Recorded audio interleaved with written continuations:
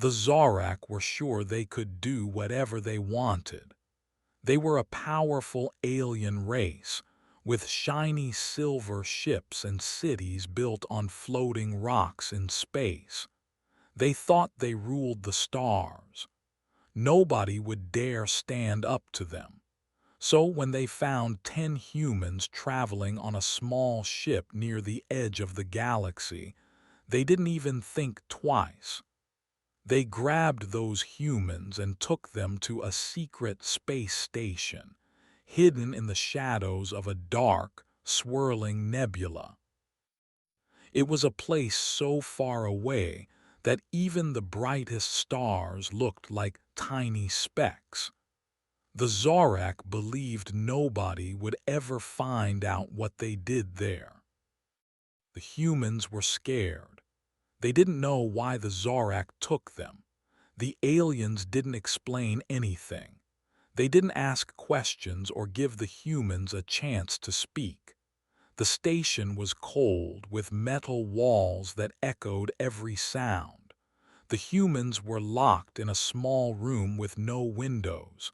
They could hear the hum of machines and the strange, clicking voices of the Zorak outside. The humans held hands, trying to stay brave. Some whispered to each other, promising they'd find a way out. But the Zorak had other plans. Without warning, the aliens decided to get rid of the humans. They didn't want anyone to know they had taken them. No trial, no names, just silence. The Zorak thought it was clean and simple. They believed the galaxy was too big, too busy, to notice 10 missing people from a tiny planet called Earth. They were sure nobody would care. They thought they could erase those humans like erasing a mistake on a piece of paper. But they were wrong. The galaxy wasn't as quiet as the Zorak thought. There were other aliens out there, traders, explorers, and wanderers, who traveled between stars. Some of them had seen the Zorak's silver ship swoop in and grab the human ship. They didn't know exactly what happened, but they noticed something strange. Whispers started spreading. On a busy trading planet, a merchant with 6 eyes and long tentacles told a friend about the missing human ship. That friend told another, who told a pilot with wings like a bat. Soon, the story reached a small listening post, a place where people collected news from across the stars. The post was run by a group of aliens who loved to share information. They sent out a tiny signal, a message that traveled through space like a ripple in a pond. That signal reached Earth. It wasn't loud or clear at first, just a faint buzz on a computer screen in a quiet office. But the people on Earth were always listening. They had machines that could pick up signals from far away, even from the edge of the galaxy. A young woman named Mia worked at the listening post on Earth. She had short hair and a quick smile, and she loved solving puzzles. When she saw the strange message about a missing human ship, her heart raced.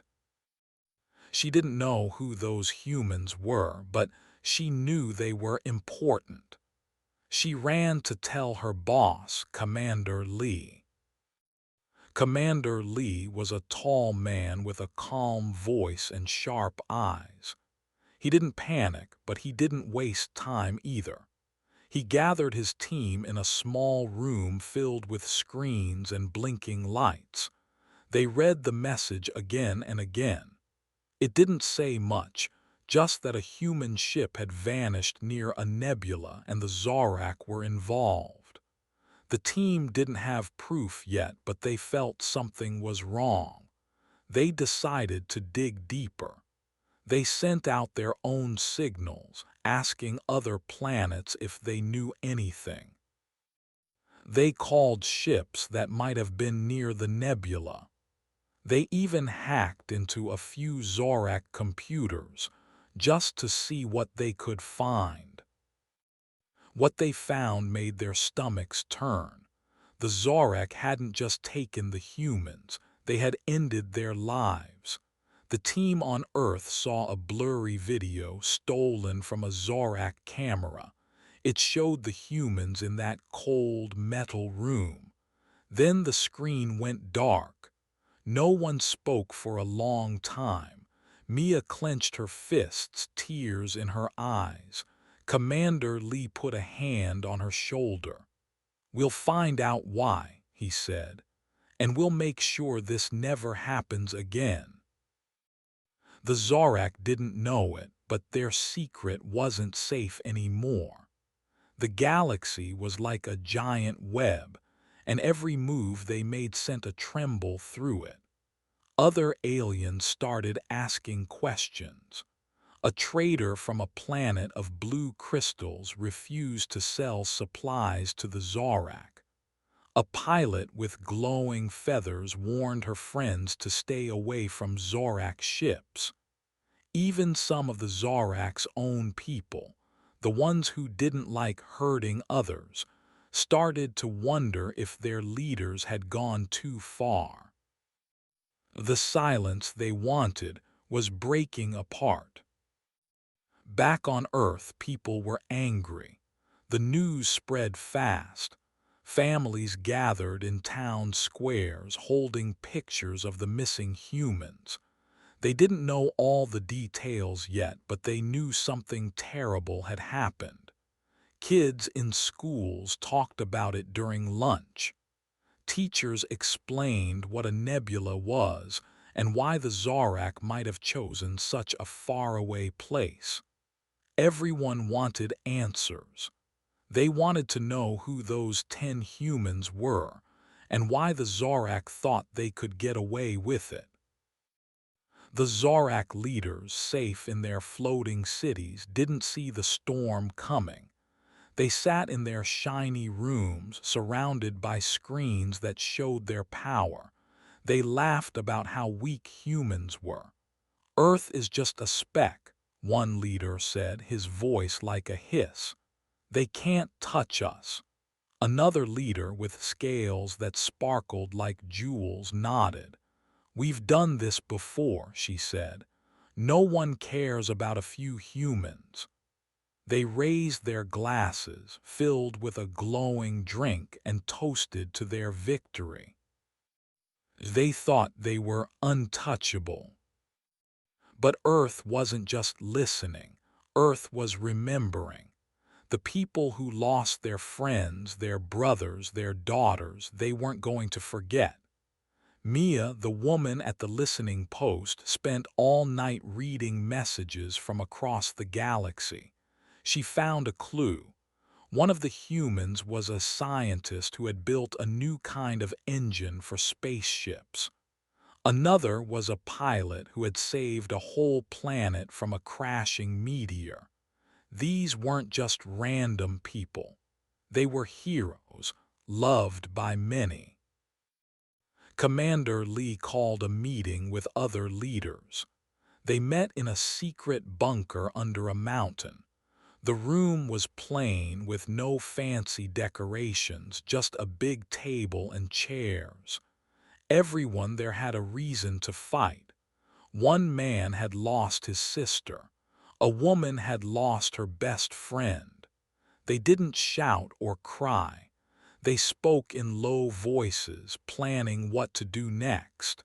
They knew the Zorak thought humans were weak. They were going to prove them wrong. The galaxy kept buzzing with rumors.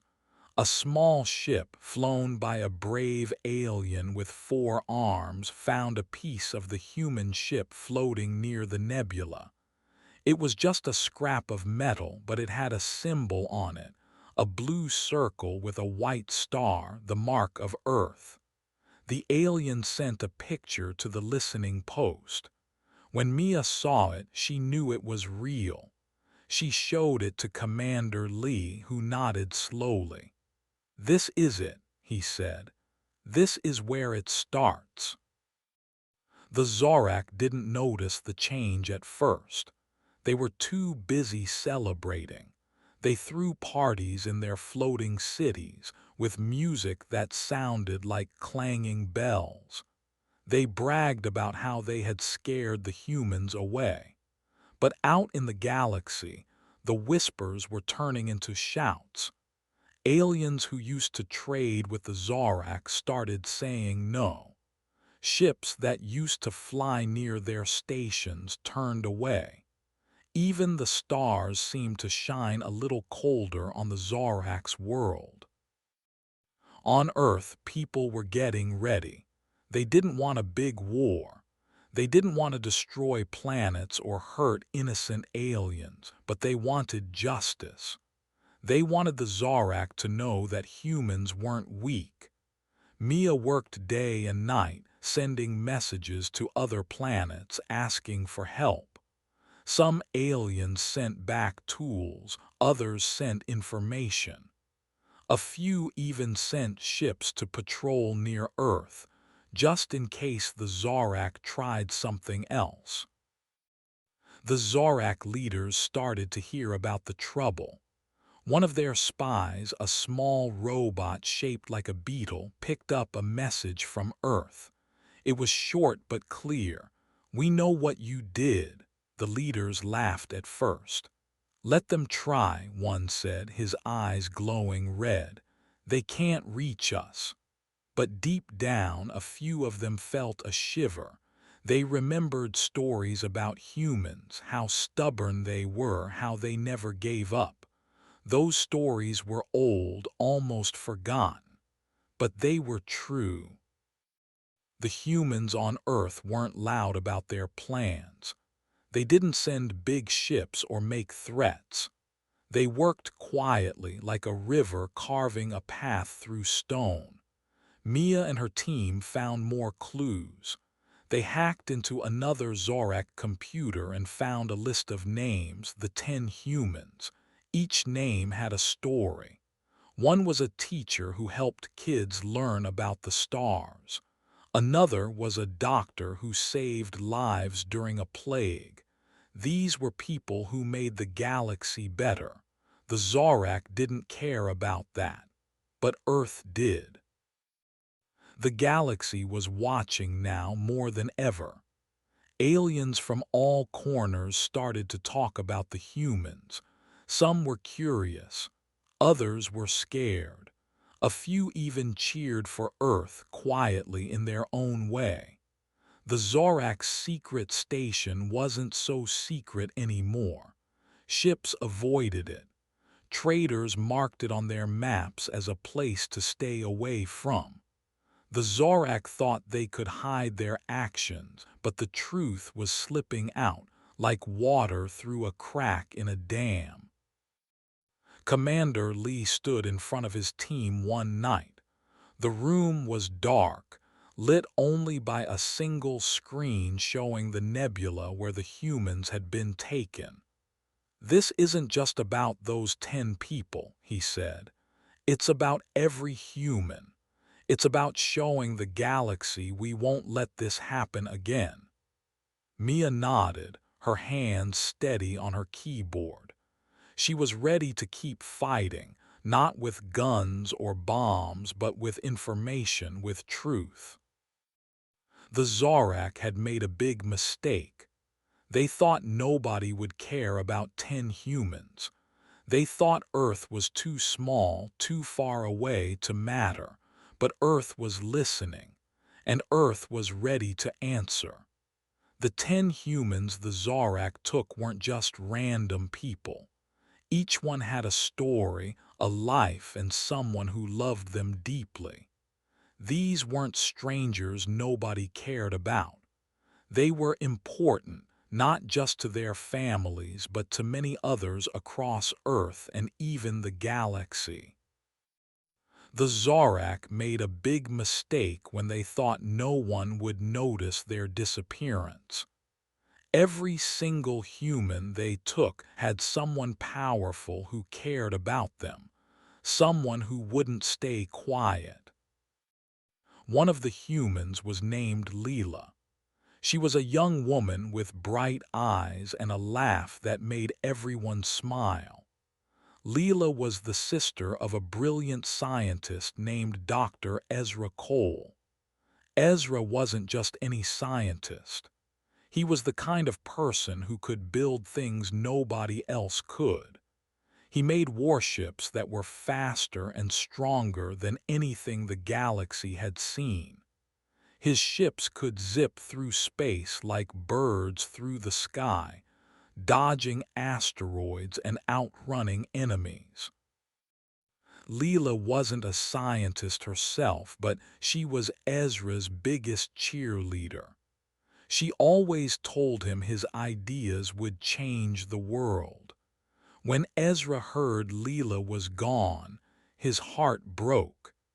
He stopped working on his machines for a moment, staring at a photo of them together. Then he got to work not on ships, but on a plan to find out what happened to her. Another human was named Marco. He was a pilot with a big smile and hands that could steer a ship through a storm of comets. Marco was loved by a commander named Aisha Khan. Aisha led fleets of ships, guiding them through battles and keeping them safe. She was tough but kind, and she trusted Marco more than anyone. He had flown her ship through dangerous missions, always bringing everyone home safe. Marco wasn't just her pilot, he was her best friend. When Aisha learned the Zorak had taken him, her face went still. She didn't cry or shout. Instead, she called her crew together and said, "We're going to find him, and we're going to make this right." Her fleet started preparing, checking their ships and mapping the stars. Then there was Sarah, a teacher who loved telling kids about the galaxy. She had a way of making hard things simple, like explaining how stars were born or why planets spun. Her students adored her. One of those students wasn't a kid, though. It was a hacker named Riley. Riley was young, barely out of school, but she could break into any computer, no matter how secure. Sarah had taught Riley to believe in herself, to use her skills for good. When Riley heard Sarah was gone, she felt like the world had gone dark. She sat at her desk, her fingers flying over her keyboard, searching for any clue about what the Zorak had done. Riley wasn't just sad, she was angry. She promised herself she'd use every trick she knew to help find her teacher. Another human was Jamal, a doctor who saved lives during a terrible sickness that spread across a small planet. He didn't care who you were, human, alien, rich, or poor. If you were sick, he helped you. Jamal was close to a leader named Tala who built homes for people who had none. Tala was strong and quiet, always working to make life better for others. She and Jamal used to talk late into the night about how to help more people. When Tala found out Jamal was taken, she stopped in the middle of a meeting. Her hands shook, but her voice stayed steady. "This isn't just about Jamal," she told her team. "It's about everyone he helped. We can't let this go." Tala started calling her friends, people who built things, who could make plans and move fast. There was also May, a young woman who loved fixing machines. She could take a broken engine and make it hum like new. May was the daughter of a general named Chen.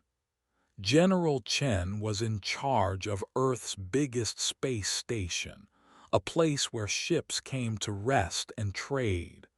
May wasn't a soldier, but she spent hours with her dad, laughing and showing him the gadgets she fixed. When Chen heard May was gone, he felt like he couldn't breathe. He walked to his office, looked at a tiny model ship May had built for him, and made a promise. He would use every ship, every soldier to find out what happened to his daughter. He wasn't just a general now. He was a father who wouldn't give up. Another human was named Leo. He was an explorer who mapped new parts of the galaxy. Leo wasn't afraid of anything, not black holes, not storms, not even the Zorak. He was friends with a trader named Zara, an alien with bright purple skin who flew a ship full of rare goods. Zara trusted Leo because he always told the truth, even when it was hard. When she heard the Zorak took him, she stopped her ship in the middle of a trade route. Her crew looked at her confused, but Zara just shook her head. "Leo's one of us," she said. "We're not trading today, we're finding him." She turned her ship toward Earth, ready to help however she could. Then there was Amara, a musician who played songs that made people feel brave. Her music traveled across the galaxy, carried by radio waves to faraway planets. Amara was loved by a builder named Kofi, who made bridges and towers that reached the sky. Kofi wasn't loud or flashy, but his work lasted forever. When he heard Amara was gone, he put down his tools. His workers asked why, and he said, "She's the reason I build. I won't stop until she's back." Kofi started talking to other builders, planning something big, something that would show the Zorak they couldn't win. Another human was named Priya. She was a writer who told stories about hope and courage. Her words made people believe in better days. Priya was the sister of a captain named Vikram who sailed a ship that carried food to hungry planets. Vikram read Priya's stories to his crew when they felt tired or scared. When he learned the Zorak had taken her, he felt like a piece of his heart was gone. He gathered his crew and said, "We're not just carrying food now. We're carrying a message. The Zorak will hear it." His ship turned toward the nebula, ready to search for answers. There was also Diego, a farmer who grew food in space on a station that floated above a desert planet. Diego's crops fed thousands of people. He was close to a pilot named Elena who flew rescue missions when ships got lost. Elena thought of Diego as her brother. They used to joke about racing their ships against his plants growing. When Elena heard Diego was taken, she didn't wait for orders. She climbed into her ship, checked her maps, and flew toward the nebula. "I'm not leaving him behind," she told her crew. They nodded, ready to follow her anywhere. The last human was named Aiko. She was an artist who painted pictures of the stars. Her art hung in schools and homes, reminding people to dream big. Aiko was the daughter of a diplomat named Hiroshi who talked to aliens to keep peace. Hiroshi was good at his job, but Aiko was his heart. When he heard she was gone, he didn't go to his fancy office. Instead, he went to a small room and called every alien leader he knew. "The Zorak crossed a line," he said. "Help us stop them." Some aliens agreed right away. Others were nervous, but Hiroshi's words made them listen. These 10 humans weren't just names on a list. They were people who made the galaxy brighter. Leela helped her brother build ships. Marco flew for Aisha's fleet. Sarah taught Riley to be brave. Jamal saved lives for Tala. May fixed machines for her dad, General Chen. Leo explored with Zara. Amara's music inspired Kofi. Priya's stories gave Vikram hope. Diego fed Alina's crew. Eiko's art made Hiroshi proud. Each one had someone who loved them, someone powerful who wouldn't let the Zorak get away with what they did. The Zorak thought they could take these humans and nobody would care. They thought Earth was small and weak, a planet too far away to matter. But they didn't know these humans. They didn't know Leela's brother would stop at nothing to find her. They didn't know Aisha's fleet would fly to the edge of the galaxy for Marco. They didn't know Riley's hacking could break their systems, or Tala's builders could outsmart them. They didn't know General Chen's station was ready to move, or Zara's ship was already on its way. They didn't know Kofi's bridges could carry a message, or Vikram's crew would fight for Priya. They didn't know Alina's rescue ship was fast, or Hiroshi's words could rally aliens to help. The Zorak thought they hurt strangers. They were wrong. They hurt people with families, friends, and dreams. They hurt people who were loved by scientists, commanders, hackers, builders, generals, traders, pilots, and diplomats. These weren't just 10 humans. They were 10 reasons for Earth to fight back. The Zorak didn't just start a problem. They started something much bigger, a storm they couldn't stop. The humans didn't shout or make big speeches. They didn't send messages to the Zorak saying, "We're coming for you." Instead, they started moving, quiet and careful, like a cat sneaking through tall grass. They were angry about what the Zorak did to their people, but they were smart. They knew yelling wouldn't help. Actions would. So they began to fight back in small, clever ways. At first, the Zorak didn't even notice. They thought everything was fine, but something had started and it was growing. It began in the nebula, that dark, swirling cloud of dust and gas where the Zorak hid their secret station. A Zorak ship, sleek and silver, was patrolling the edge of the nebula. It was a scout ship, small but fast, meant to spot trouble before it got close. The crew was relaxed, joking in their clicking language. They didn't see anything coming. Then, without a sound, their ship vanished. No explosion, no distress call, just gone. The Zorak on other ships thought it was a mistake. Maybe the ship's radio broke, or it flew too deep into the nebula's fog. They sent a message to check, but no one answered. The humans had made their first move. On Earth, a team was working in a hidden room filled with computers.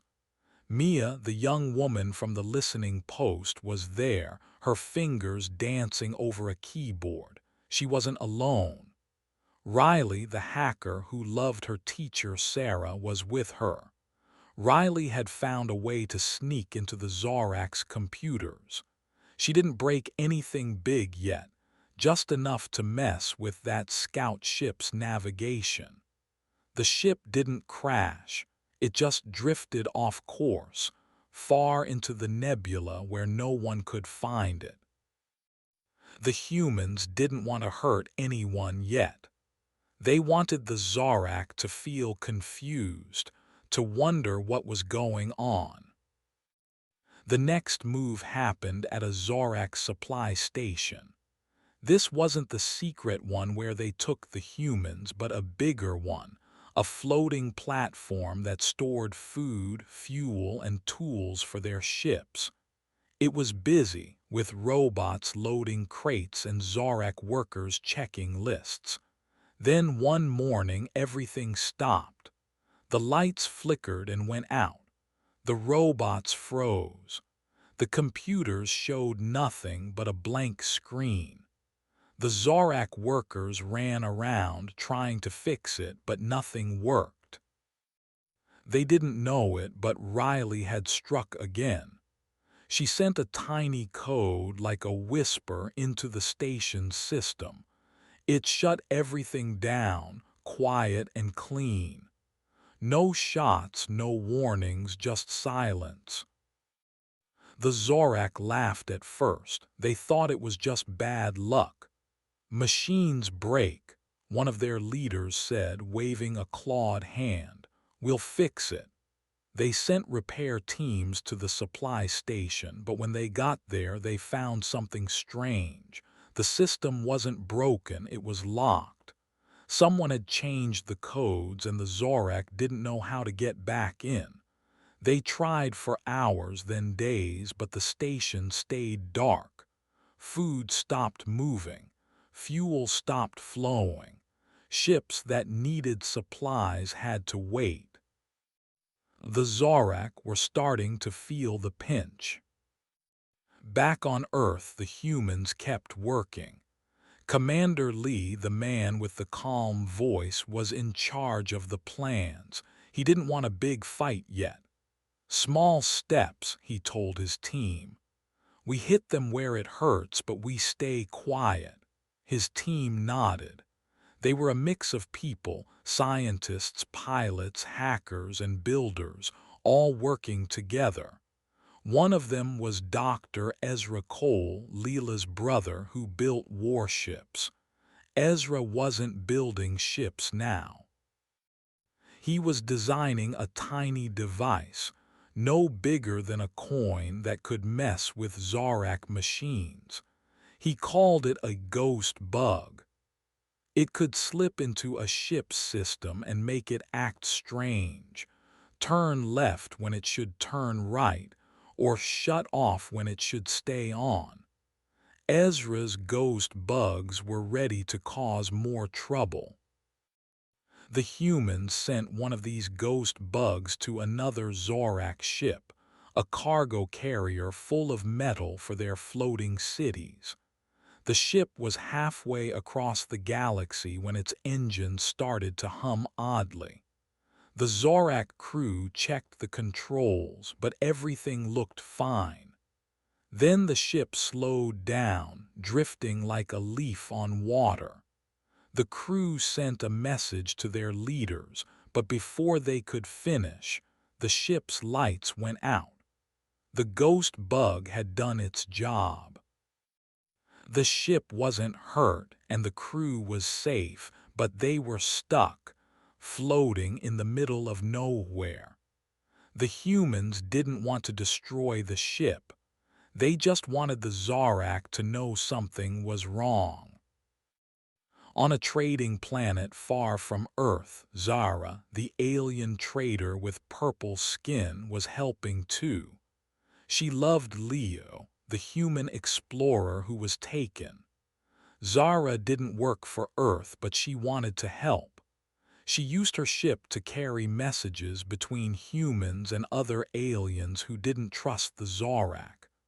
One day, she accidentally dropped a crate of supplies near a Zorak outpost. The crate looked normal, but inside was one of Ezra's ghost bugs. When the Zorak opened it, the bug slipped into their system. By the next day, The outpost's computers were acting strange, showing wrong numbers and sending messages to the wrong places. The Zorak workers were frustrated, scratching their scaly heads, trying to figure out what was happening. The humans didn't stop there. Aisha Khan, the commander who loved Marco, sent one of her smallest ships to a Zorak fuel depot. The depot was a giant floating tank holding fuel for hundreds of ships. Aisha's pilot, a young man named Sam, was quick and clever. He flew close to the depot, staying in the shadows of nearby asteroids. He didn't fire any weapons. Instead, he launched a tiny drone, no bigger than a bird, carrying another of Ezra's ghost bugs. The drone slipped into the depot's air vents and planted the bug. Hours later, the depot's pumps stopped working. Fuel stopped flowing to Zorak ships. The aliens had to ration what they had, and their leaders started to argue. "Who's doing this?" one shouted. They still didn't suspect the humans. Back on Earth, the team was busy planning the next step. Riley was hacking into more Zorak systems, finding weak spots. She didn't want to break everything, just enough to make the Zorak nervous. She found a communication tower the Zorak used to send messages across the galaxy. With a few clicks, she sent a signal that scrambled their messages. Orders to move ships turned into nonsense. Requests for supplies went to the wrong planets. The Zorak thought it was a glitch, but it was Riley, sitting in a dark room on Earth, smiling as her plan worked. The humans weren't alone. Other aliens were starting to help quietly. A pilot with glowing feathers who had heard about the missing humans flew near a Zorak patrol and forgot to turn on his ship's ID signal. The Zorak chased him, thinking he was trouble, but he led them into a part of space filled with tiny rocks. Their ships got scratched and dented, slowing them down. The pilot laughed as he flew away, knowing he'd helped the humans without firing a shot. Tala, the builder who loved Jamal, was working on something big. She didn't fight with ships or computers. She built things. Her team on Earth was making small devices that could block Zorak scanners. These devices were hidden in crates on ships and even on asteroids. When Zorak ships flew by, their scanners showed nothing. No humans, no trouble. The Zorak didn't know it, but they were becoming blind to what the humans were doing. Tala's devices were like a fog hiding Earth's plans. The Zorak were still laughing, but their laughs were getting nervous. Their leaders met in a shiny room surrounded by screens showing their empire. "It's just bad luck," one said, his voice shaky. "Stations break, ships get lost." Another leader with scales like jewels wasn't so sure. "It's too many accidents," she said. "Something's wrong." They sent more ships to check the nebula, the supply station, the fuel depot. But every time they looked, they found nothing. The humans were too quiet, too careful. On Earth, the team met every night. Commander Lee stood at the front, pointing at a map of the galaxy. "We're not fighting a war," he said. "We're sending a message. The Zorak need to know they can't hurt us and walk away." Mia nodded, her eyes bright. Riley kept typing, her screens glowing. Ezra tested another ghost bug, making sure it worked. Aisha checked in from her ship, her voice steady over the radio. Tala sent more devices into space. They were all different, but they had one goal: make the Zorak pay attention. The small moves kept coming. A Zorak satellite stopped sending signals. A trading post ran out of power. A patrol ship got lost in a cloud of space dust. None of it was loud or big. No battles, no explosions, just little problems piling up like pebbles in a stream. The Zorak were starting to feel it. Their ships were late. Their stations were quiet. Their leaders were arguing more. They didn't know it was the humans yet, but they were starting to wonder. The galaxy was watching too. Traders talked about the Zorak's troubles. Pilots shared stories of strange glitches. Even some Zorak workers, the ones who didn't like their leaders, started to whisper. "Maybe we made someone mad," one said. The others didn't listen, but the idea was there like a seed in the ground. The humans weren't loud, but their actions were speaking. The Zorak thought they were untouchable. They were about to learn they were wrong. The humans kept going. Another ship drifted off. Another station went dark. Each move was small, but together they were like a wave building in the ocean. The Zorak laughed less now. Their leaders checked their screens more often. The galaxy was starting to hum with a new kind of energy. Something had started and it wasn't going to stop. The Zorak were used to being in charge. Their silver ships soared through the galaxy, and their floating cities sparkled like stars. They thought nobody could challenge them.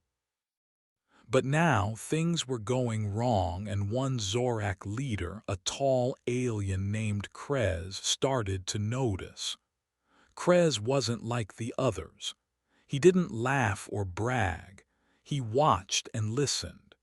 His scales were dull gray, not shiny like the others, and his eyes were sharp, always looking for trouble. When he read the reports coming in from across the galaxy, his stomach twisted. Something wasn't right. At first, the Zorak thought their problems were just bad luck. A scout ship vanished in the nebula. A supply station lost power. A fuel depot stopped working. These things happened sometimes, they told themselves. Machines break. Space is dangerous. But Krez sat in his quiet office, high in a floating city, and read every report carefully.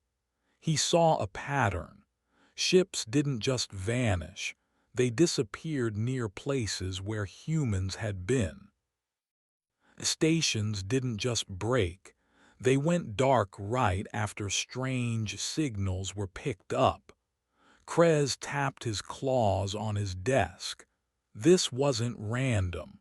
Someone was doing this on purpose.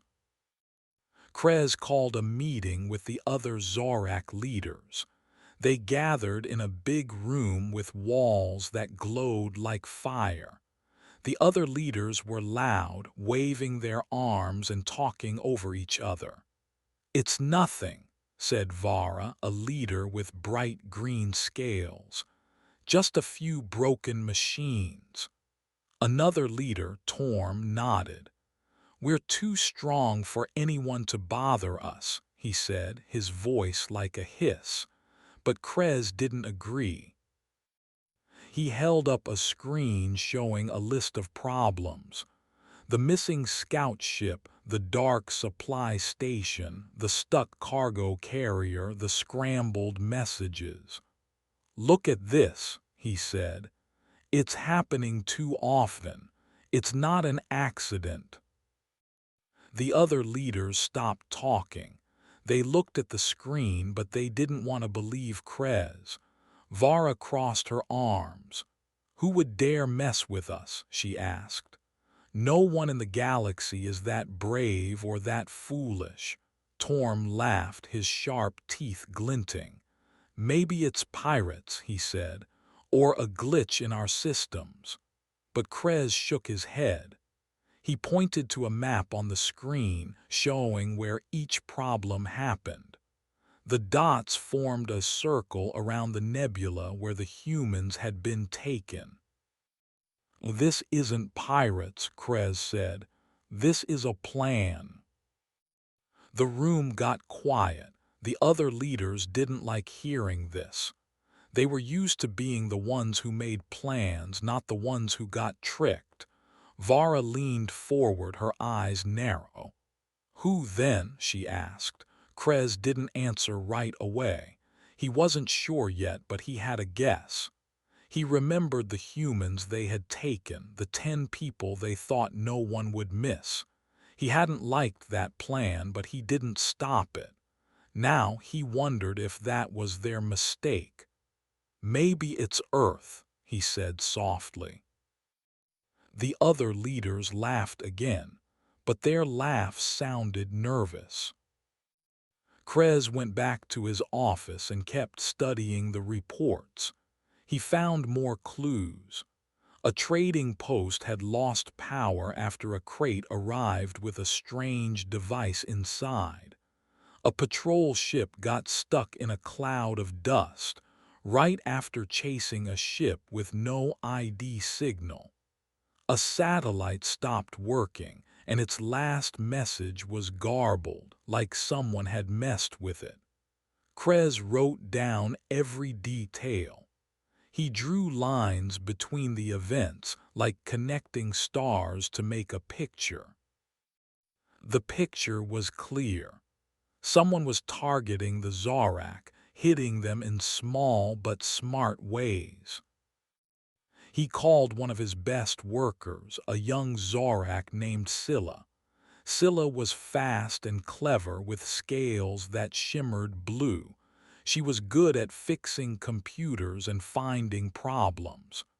Krez showed her the reports and asked, "What do you see?" Scylla read them carefully, her eyes moving quickly. "It's not random," she said. "Someone's hitting us where we're weak, our ships, our stations, our messages." Krez nodded. "Can you find out who?" he asked. Scylla didn't answer right away. She took the reports and promised to dig deeper. Scylla worked all night in a room full of screens. She checked the Zorak's computers looking for anything strange. She found it, a tiny code like a whisper hiding in their systems. It was Zorak code. It was different, clever, and hard to spot. Scylla traced it to the supply station that went dark. The code had shut everything down like turning off a light switch. She kept searching and found the same code in the cargo ship that got stuck. It was everywhere, like a shadow moving through their machines. Scylla ran to Krez and showed him what she found. "This is human work," she said. "I've seen their codes before. They're good at this." Krez felt a chill. He had heard stories about humans. They were small from a tiny planet, but they were stubborn. They didn't give up. He remembered how the Zorak leaders had laughed when they took the 10 humans. "Earth won't care," they said. But Krez wasn't so sure anymore. He sent Scylla to check every Zorak system, looking for more of that human code. He also sent ships to the nebula, hopping to find clues about the missing scout ship. He didn't tell the other leaders yet. They wouldn't believe him, but he knew the humans weren't scared. They were getting ready. The problems kept coming. A Zorak outpost near a red star stopped sending reports. When a team went to check, they found the outpost's power was off and the computers were locked. The workers there were confused, trying to fix things with no luck. Another ship, this one carrying weapons for a Zorak leader, drifted off course. Its crew sent a panicked message, saying the controls weren't working. Then the message cut off. Krez read these new reports and added them to his list. The pattern was growing, like ripples spreading across a pond. The other Zorak leaders were starting to worry too, even if they didn't admit it. Vara called Krez one night, her face on a screen. "What's happening?" she asked, her voice sharp. "Our ships are late, our stations are breaking, this isn't normal." Krez showed her his map, the one with the dots circling the nebula. "It's the humans," he said. Vara laughed, but it was a weak laugh. "Humans, they're nothing," she said, but her eyes looked scared. She told Krez to keep watching and report back. Krez sent more workers to check their systems. They found more of the human code, hiding in places they hadn't looked before. It was in their communication towers, their fuel depots, even their floating cities. The code didn't destroy anything, it just caused trouble. Messages went to the wrong places. Fuel pumps stopped. Lights flickered. The Zorak were starting to feel like they were losing control. Their empire was big, but it was built on machines, and those machines were acting strange. Scylla came to Krez with more news. She had traced one of the human codes to a signal from Earth. It was faint, sent through a chain of satellites across the galaxy. "They're talking to each other," Scylla said. "They're planning this." Krez nodded. He wasn't surprised. He had a feeling the humans were behind it all. He told Scylla to keep quiet for now. If the other leaders knew, they might panic, and panic would make things worse. The Zorak tried to fight back. They sent repair teams to fix their stations. They doubled the guards on their ships. They checked every crate, every message, looking for more human tricks. But the humans were too clever. Their attacks were small, hard to spot. A drone would slip through a vent. A signal would sneak into a computer.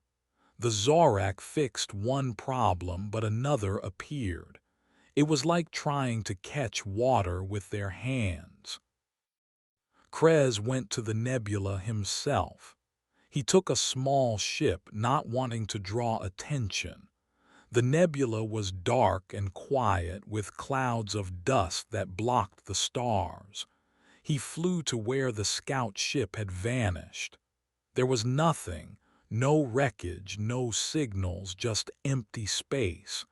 But Krez felt like he was being watched. He checked his ship's scanners, but they showed nothing. That made him more nervous. The humans were hiding, and they were good at it. Back in the floating city, the other leaders were arguing. Torm wanted to send more ships to patrol the galaxy. "We'll scare whoever's doing this," he said. Vara disagreed. "We need to fix our systems first," she said. "We can't fight if our machines don't work." They turned to Krez, who had just returned. He didn't say much, but he showed them a new report. Another outpost had gone dark, this one near a trading planet. The workers there said they saw a tiny drone before the power failed. Krez didn't need to say it. The leaders knew it was the humans. The Zorak were starting to feel trapped. Their empire was huge, but it was shaky. Ships were late. Stations were quiet. Workers were nervous. whispering about ghosts in their machines. Even the aliens who traded with the Zorak were pulling away. A merchant with 6 eyes refused to sell them fuel. A pilot with glowing wings warned others to avoid Zorak routes. The galaxy was changing, and the Zorak were losing their grip. Krez sat alone in his office, staring at his map. The dots were spreading like a net closing around the Zorak. He knew the humans weren't fighting with big ships or loud battles. They were fighting with tricks, with quiet moves that added up. He didn't know what they were planning next, but he knew it was big. The humans weren't scared. They were angry and they were ready. Krez felt a strange respect for them. They were small from a tiny planet, but they were smart, and they weren't going to stop. The other leaders didn't see it yet. They still thought they could fix everything with more ships, more guards, but Krez knew better. The humans had started something, and it was growing. The Zorak's laughter was gone. Their shiny rooms felt colder. Their screens showed more problems every day. The pattern was clear, and Krez couldn't ignore it. The humans were coming, and the Zorak weren't ready.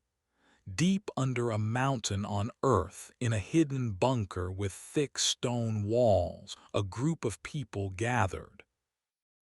There were no bright lights or fancy decorations. No flags hung on the walls, and no reporters waited outside. It was just a plain room with a big table, some chairs, and a few screens glowing softly. The people inside weren't here to make speeches or show off.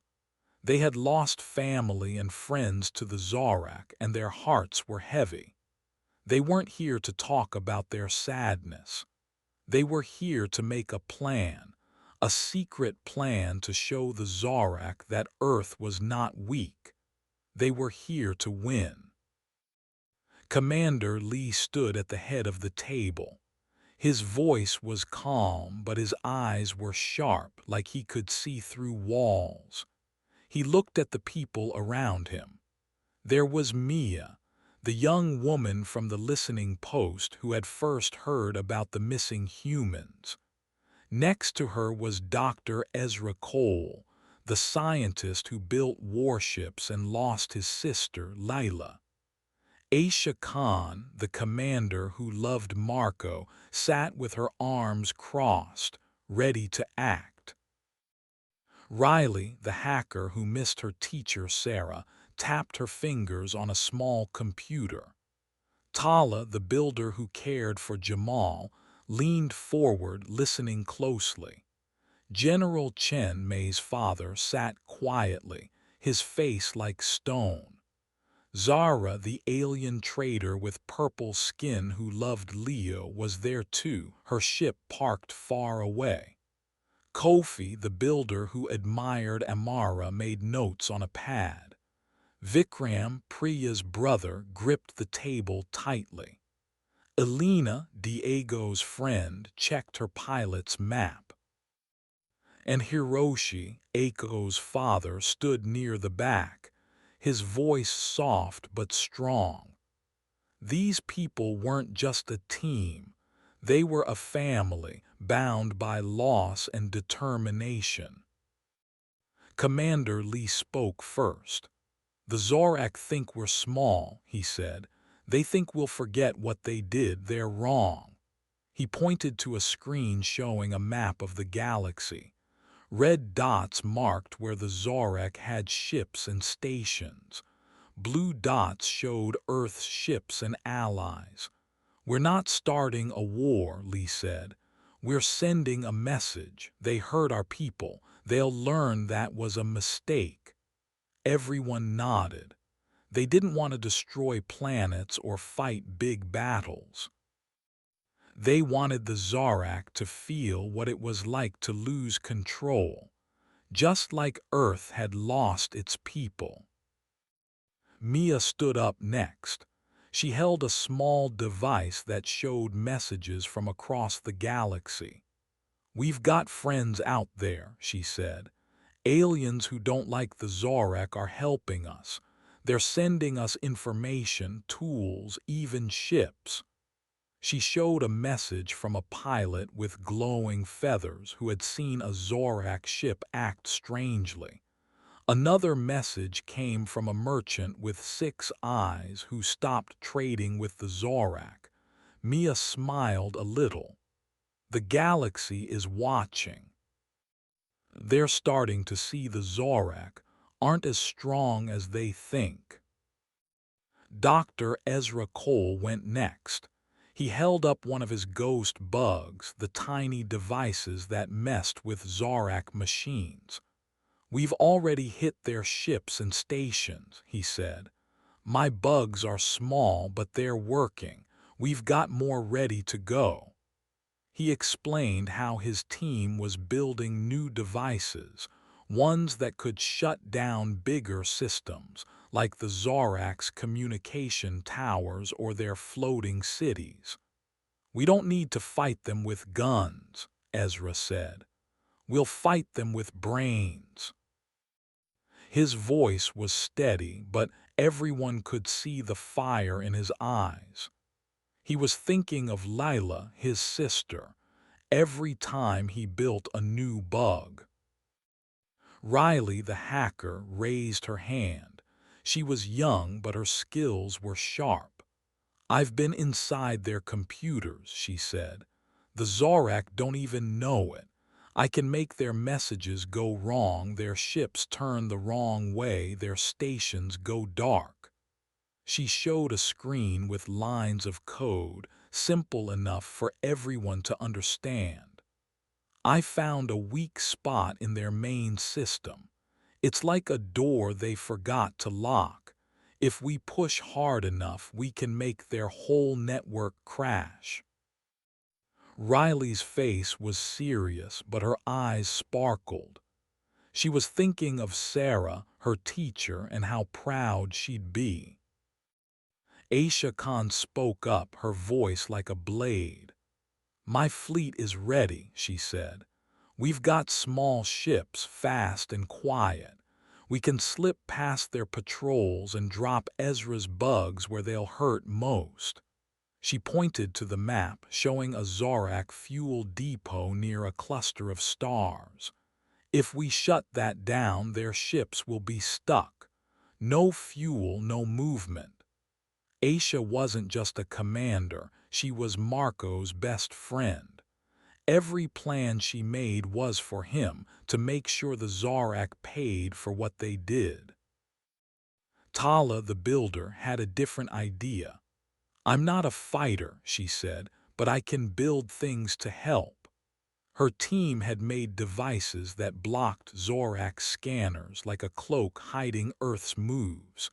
"We've got more of these ready," she said, holding up a small box that looked like a toy. "We can hide our ships, our drones, even our signals. The Zorak won't see us coming." Tala thought of Jamal, the doctor who saved lives, and her hands tightened. She wanted to build a world where no one else got hurt. General Chen Mei's father spoke next. His voice was low, like a rumble. "My space station is ready to move," he said. "It's not just a place for ships to rest, it's a fortress. We can use it to block Zorak routes to stop their supplies." He showed a picture of the station, a giant ring floating in space, bristling with lights and machines. "If they try to push back, they'll have to get through us." Chen's face was calm, but his heart was full of pain for Mei. He wasn't just fighting for Earth. He was fighting for his daughter. Zara, the alien trader, leaned forward. "I'm not human," she said, "but I'm with you. Leo was my friend. The Zorak don't scare me." She explained how her ship could carry supplies and messages to other aliens who wanted to help. There are planets out there tired of the Zorak's bullying, she said. They'll join us if we show them we're serious. Zara's purple skin glowed in the dim light and her voice was fierce. She was ready to fly anywhere for Leo. Kofi, the builder who loved Amara's music, had his own plan. We can build traps, he said, not to hurt anyone but to slow the Zorak down. He showed a drawing of a device that looked like a net made to catch Zorak ships in space. If their ships get stuck, they'll have to stop and fix them. That gives us time. Kofi's hands were steady as he drew, but his mind was on Amara, her songs still echoing in his head. Vikram, Priya's brother, spoke quietly but firmly. My crew is ready to move, he said. We've got ships that carry food, but we can carry more supplies, bugs, whatever you need. He pointed to a spot on the map, a Zorak trading post. If we hit that, their money stops flowing. They'll feel it. Vikram thought of Priya's stories, how they gave him hope. He wanted to give hope to others by stopping the Zorak. Elena, the pilot who loved Diego, was eager to act. My rescue ships are fast, she said. We can drop Tala's cloaking devices or Ezra's bugs anywhere in the galaxy. She showed a map of her flight paths, weaving through stars and asteroids. The Zorak won't catch us. We're too quick. Elena's voice was bright, but her heart was heavy. She was flying for Diego to bring him justice. Hiroshi, Eiko's father, spoke last. As a diplomat, he knew how to talk to aliens. I've been calling leaders across the galaxy, he said. Some are scared, but others are ready to help. If we show them the Zorak are weak, more will join us. He showed a list of planets, some with names like Zainara and Kor, that had promised support. We're not alone, Hiroshi said. The Zorak made enemies, and those enemies want to help us. He thought of Eiko's paintings, her bright stars, and knew he had to keep going. The room was quiet for a moment. Everyone looked at the map, the red and blue dots glowing. Commander Lee spoke again. This is our plan, he said. We hit their systems, their supplies, their ships. We don't destroy them, we make them stop. He looked at each person. We're doing this for Layla, Marco, Sarah, Jamal, May, Leo, Amara, Priya, Diego, and Eiko. We're doing this for everyone. The team nodded, their faces set. They weren't just planning, they were promising. The meeting went on for hours. They worked out every detail.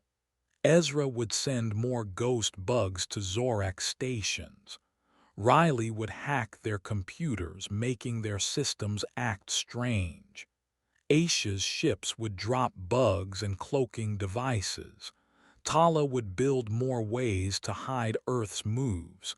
General Chen would move his station to block Zorak routes. Zara would carry messages to allies. Kofi would set traps to slow Zorak ships. Vikram would cut off their supplies. Elena would fly fast, delivering what they needed. Hiroshi would talk to more aliens, building a bigger team. They didn't tell anyone outside the room. No one on Earth knew the full plan, not the people in the cities, not the kids in schools, not even the other soldiers. This was a secret locked tight like a safe. If the Zorak found out, they might fight back harder, but the humans were careful. They used coded messages sent through hidden channels. They moved their ships at night when the stars were brightest. They worked like a team, each person doing their part like pieces of a puzzle coming together. The plan wasn't loud or flashy. It wasn't about big battles or explosions. It was about being smart, quiet, and fast.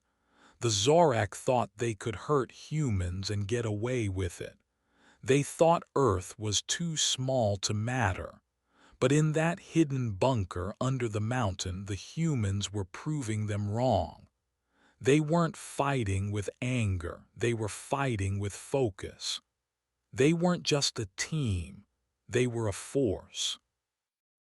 As the meeting ended, the team stood up. They didn't cheer or clap. They didn't need to. They looked at each other, knowing what was at stake. Mia packed her computer.